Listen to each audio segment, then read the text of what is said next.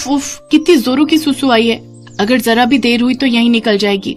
घर पहुंचने में तो अभी टाइम लगेगा। ऐसा करती हूँ, यहीं पार्क में बने इस पेड़ के पीछे ही बैठ जाती हूँ। गर्मी दोपहरी का टाइम है, सभी अपने अपने घरों में अभी सो रहे होंगे। शर्मिली जल्दी से पेड़ के पीछे जाकर सुसु करने बैठ जाती है और कहती है, आहा, सचमुच हल्का होने में जो सुख है वो दुनिया के सभी सुखों से परे है। इतना कहते ही शर्मिली की आंख खुल जाती है और वो देखती है कि उसका बिस्तर गीला हो चुका है। असल में वो एक सपना देख रही थी। वो उठती है तो देखती है कि बिस्तर पर ही उसकी सुसु निकल गई है। हे राम, इसीलिए बिस्तर पर सुसु करने में इतना मजा आ रहा था। लेकिन अब क्या करूं? अगर कहीं वो उठ गए तो मेरे बारे में क्या सोचेंगे? ऐसा करती हूँ, चुपचाप सो जाती हूँ। गर्मी बहुत है, सुबह होने तक सूख जाएगा। ये सोचकर शर्मिली वहीं पर सो गई। सुबह रौनक की जब आंख खुलती है तब तक बिस्तर सूख गया था, लेकिन सुसु की बदबू अभी भी आ रही थी। ये सुसु जैसी गंदी बदबू हमारे रूम से कैसे आ रही है? नहीं मालूम जी, हो सकता है कि ये इस गबरू का काम हो। गबरू रौनक का पालतू कुत्ता है। रौनक उसे बहुत प्यार करता था, तो वही शर्मिली को वो फूटी आंख नहीं भाता था। वो अपना हर गुनाह गबरू के मत्थे मढ़ देती थी और आज भी उसने बिल्कुल वैसा ही किया। रौनक ने गबरू को गुस्से में बहुत डांटा। गबरू, आजकल बड़ा ही शैतान हो गया तू। पहले तो कभी तू ऐसा नहीं करता था।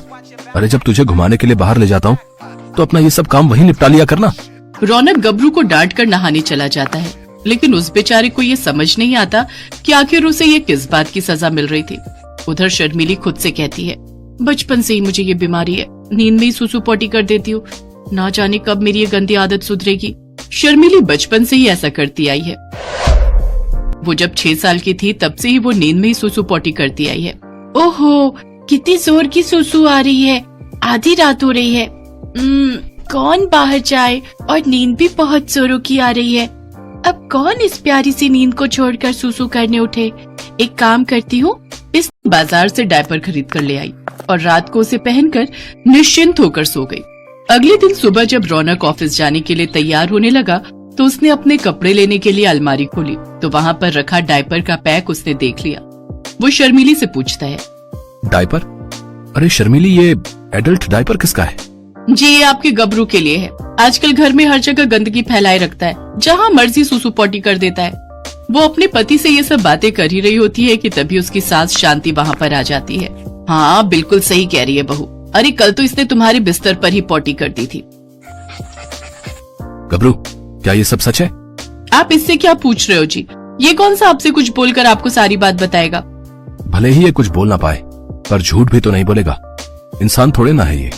शर्मिली हर रोज डायपर पहनकर सोती और अगले दिन सुबह जाकर उसे घर के पीछे नाली में फेंक देती। लेकिन एक रोज जब वो डायपर फेंकने गई तो एकदम से आंधी चलने लगी और वो डायपर उड़ते हुए एक पड़ोसन के ऊपर जा गिरा।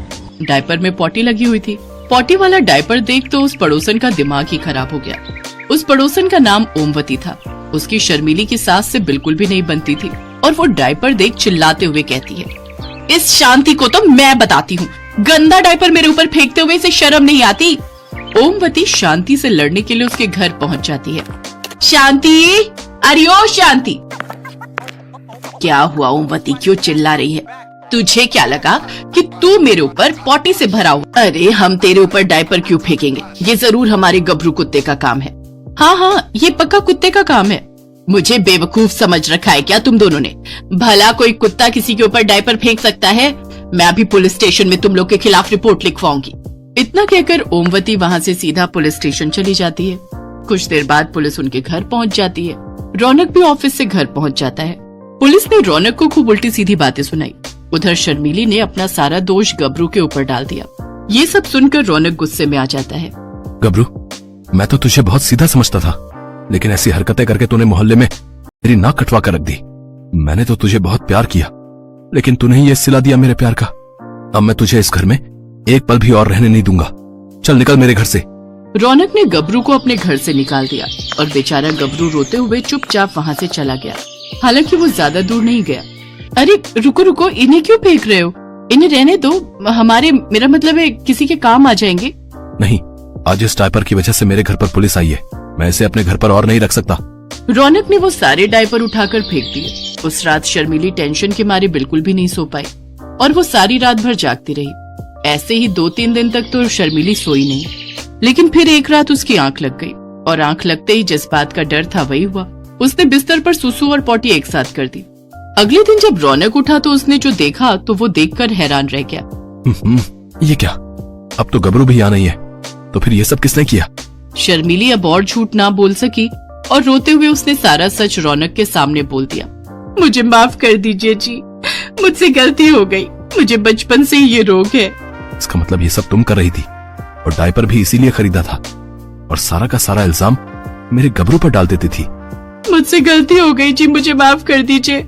अभी तो मैं अपने गबरू को ढूंढने जा रहा हूँ, तुमसे तो मैं आकर निपटता हूँ। रौनक पागलों की तरह गबरू को सड़क पर चलते हुए ढूंढ रहा था कि तभी पीछे से एक तेज रफ्तार कार आई। वो रौनक को टक्कर मारने ही वाली थी कि गबरू ने रौनक को जोर से धक्का दे दिया। रौनक दूर जा गिरा। रौनक को बचाते हुए गबरू को हल्की चोटें आ गई। गबरू, मेरा गबरू, तुझे तो चोट आई है, मैं अभी तुझे हॉस्पिटल ले चलता हूँ। रौनक गबरू की मरहम पट्टी करवा कर उसे घर ले आता है। देखा शर्मिली, आज तुम्हारे झूठ की वजह से मेरे गबरू को चोट आ गई। आज मेरी जान बचाकर उसने अपनी जान की बाजी लगा दी। मुझसे गलती हो गई जी, अगर मैं अपनी बीमारी आपसे नहीं छुपाती तो आज ये सब नहीं होता। कोई बात नहीं शर्मिली, हम तुम्हें डॉक्टर के पास ले जाएंगे और तुम्हारा इलाज करवाएंगे। हाँ बहू, तुमने अपनी गलती स्वीकार कर ली, ये बड़ी बात है। रौनक और शांति शर्मिली को अच्छे से डॉक्टर के पास ले जाकर उसका इलाज करवाते हैं। कुछ ही महीनों में शर्मिली को इस बीमारी से छुटकारा मिल जाता है। अब वो बहुत खुश थी। अब वो गबरू को भी बहुत प्यार करती थी। अब वो खुशी खुशी अपने परिवार के साथ रहने लगी।